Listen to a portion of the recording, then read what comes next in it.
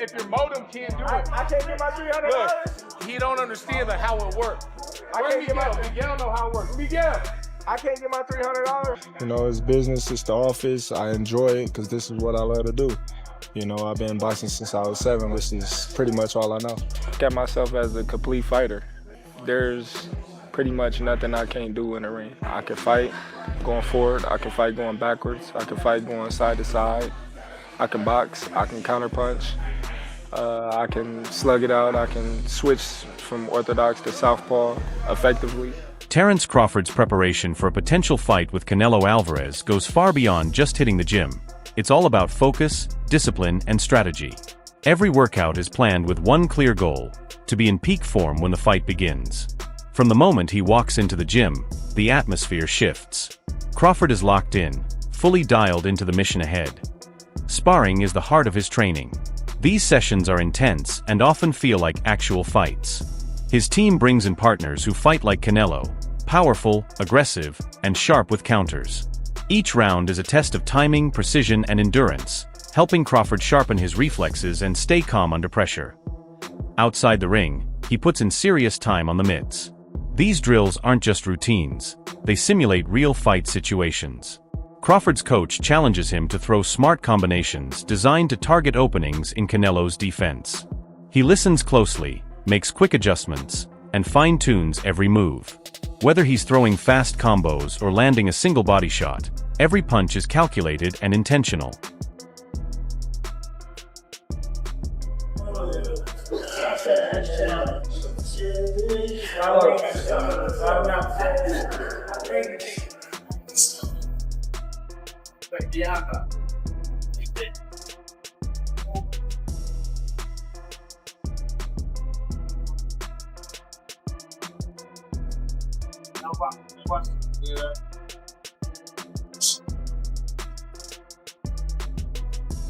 The heavy bag is a key part of Crawford's routine.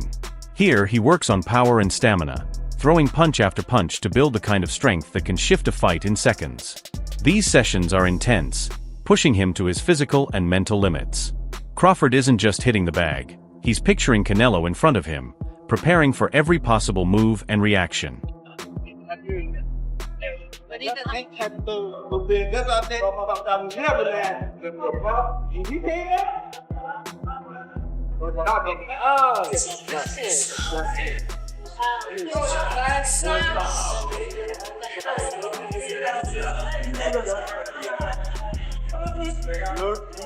This spot is straight, that's good.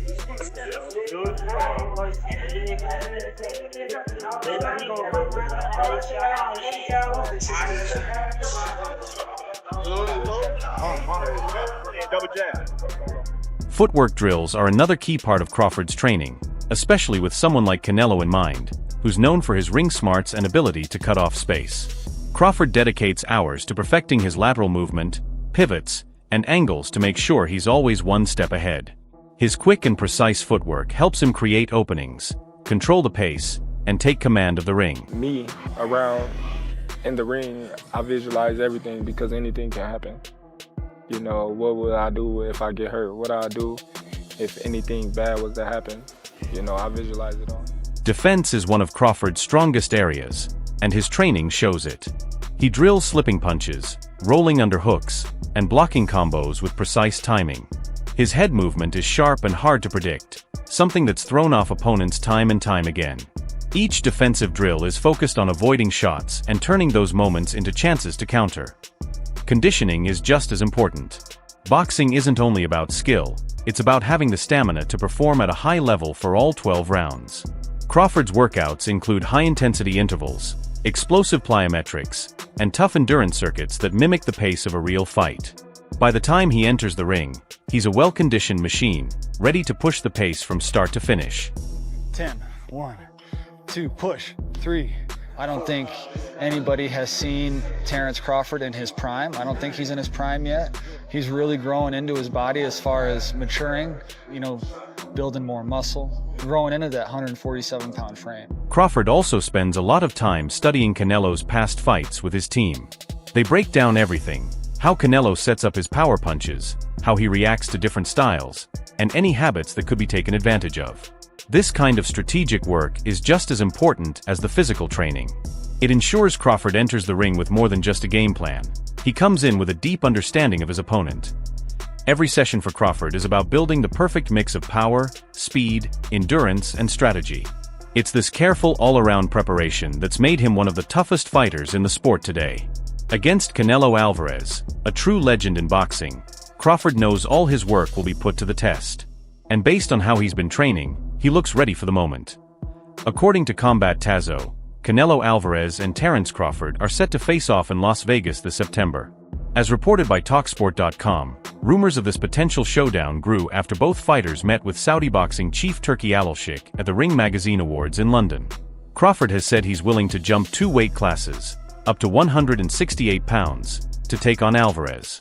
Now 34, Canelo holds a remarkable record of 62 wins with world titles in 4 weight divisions. He's best known for his dominant 2011 trilogy win over Gennady Golovkin and most recently scored a unanimous decision victory last September. Terence Crawford, 37, holds a flawless 41-0 record and has captured world titles in 4 different weight divisions. In his latest fight last August, he scored a clear unanimous decision win over Israil Madrimov, securing the WBA and WBO interim light middleweight belts. Now it seems Canelo Alvarez is open to a blockbuster showdown with Crawford at the same time. William Skull has claimed his team was approached about a unification fight, and David Benavidez's name has also come up after Canelo declined to face Skull, which led to him being stripped of the IBF title. Still, Alvarez recently addressed the situation, saying in an interview with Ring Magazine, "There's always a chance there.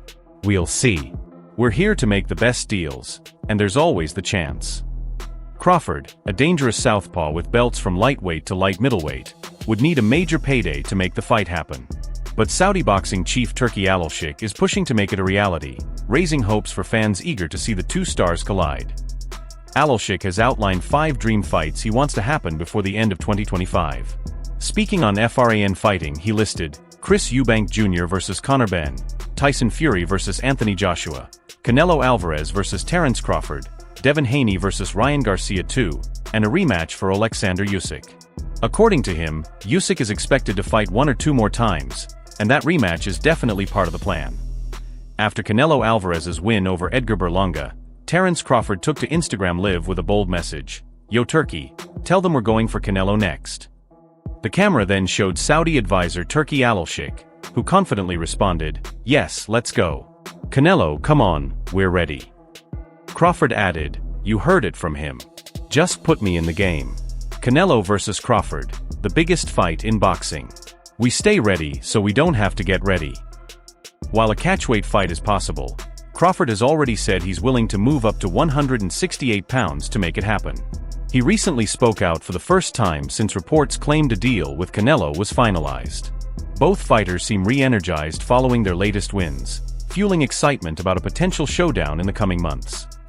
After their meeting with Turki Alshik, speculation soared, and reports now suggest that the mega fight is on. Crawford took to social media, saying, "I'ma shock the world. Watch. The best is yet to come. I had it in my back pocket this whole time." A win against Canelo would be massive, especially considering Crawford would be jumping up 2 weight divisions, from 154 to 168 pounds. Crawford, who became the undisputed welterweight champ after beating Errol Spence Jr., has only fought once at super welterweight. This makes the leap to super middleweight even more of a challenge. Meanwhile, global promoters are joining forces to deliver top-tier fights, with Saudi Arabia's Riyadh season emerging as a hub for major boxing events. Other big matches have taken place at Wembley and US stadiums, with Turki Alshik leading efforts to bring even more blockbuster fights to fans. The first major card of the year is set for February 22nd, featuring the highly anticipated Beterbiev vs. Bivol rematch, as well as Daniel Dubois and Shakur Stevenson in action. However, Alshik has hinted that Crawford may first need to face David Benavidez to truly earn a title shot against Canelo. Some fans are skeptical about how competitive the matchup would be. Critics worry it could turn into a one-sided or dull fight, especially if Crawford uses the same defensive strategy Floyd Mayweather employed against Canelo in 2013. According to Crawford's trainer, Brian Bomack McIntyre, that's exactly the plan: box, move, and clinch. If they stick to it, Viewers could be in for a slow-paced bout that might not live up to the hype, unless Turkey makes it worth the price on pay-per-view. Everybody that believes in hardcore boxing fans, they know Crawford can beat Canelo, just like they knew Bud was going to beat Spence. This is real simple. It's real simple. You just got to know boxing in order for you to be able to say that. Hey, Terry's going to get in there and do what he needs to do. Perform. Some fans say they wouldn't mind seeing Canelo versus Crawford, as long as it's part of a regular DAZN subscription, because at this point, it feels more like a spectacle than a real sporting contest. Crawford only recently moved up to 154, and even then, he didn't look dominant. Now he's jumping 2 more weight classes without any real prep, no experience at 168, no tune-up fights, and no clear reason to deserve a title shot against Canelo.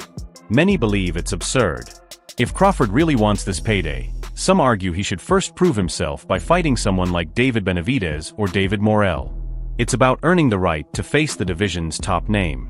When Crawford fought Israel Madrimov at 154 last August, he looked average.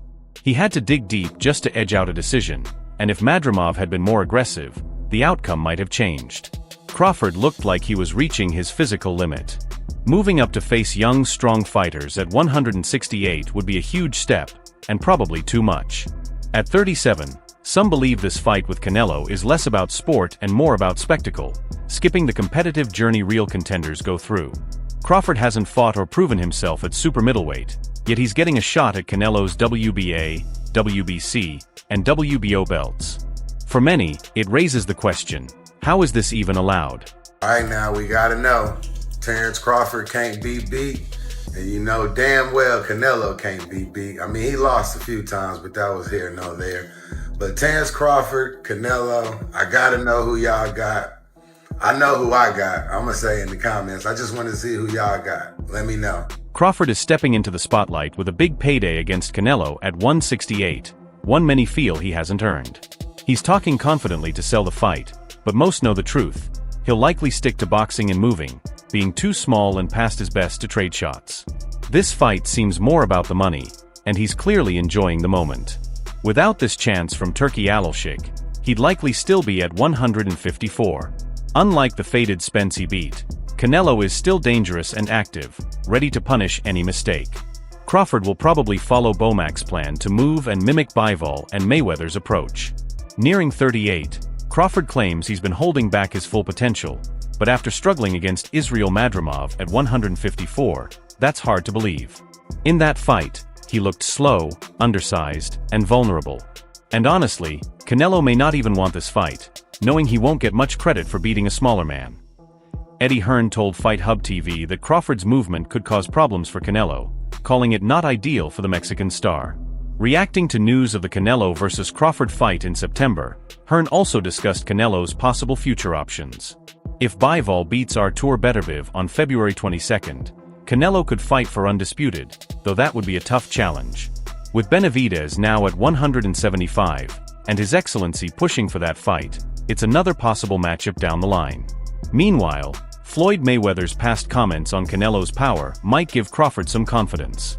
When Mayweather fought Canelo in 2013, the Mexican was 42-0-1 and seen as a rising pound-for-pound great. Crawford, now preparing for another major test, is stepping up from 154 to 168, with just one fight at super welterweight. Many analysts believe the size difference could be a big issue and may even lead to a knockout, similar to what happened to Amir Khan when he moved up.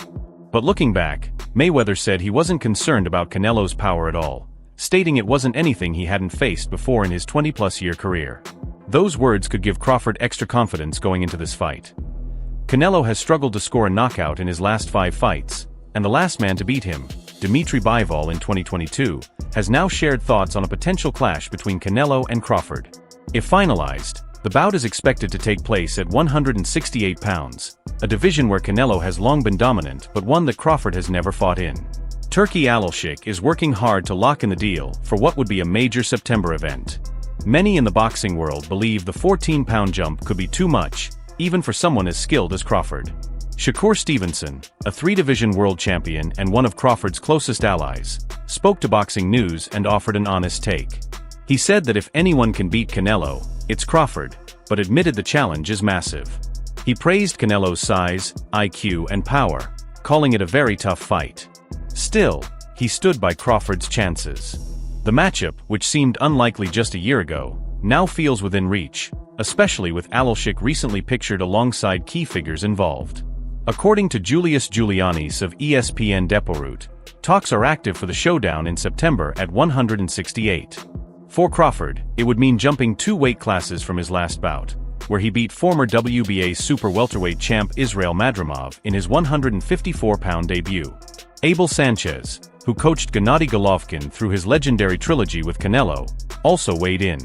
Speaking to KO Artist Sports, Sanchez dismissed the idea of an easy night for Crawford, knowing firsthand what it takes to prepare for a fight against Canelo Alvarez. Abel Sanchez, former trainer of Gennady Golovkin, dismissed the idea of a Canelo versus Crawford fight being a serious contest. He called it an unrealistic matchup, saying Crawford hasn't evolved enough to compete at higher weights. According to Sanchez, Crawford is the same fighter from 135 to 147 and hasn't shown the power needed at bigger weights, while Canelo has been dominating opponents.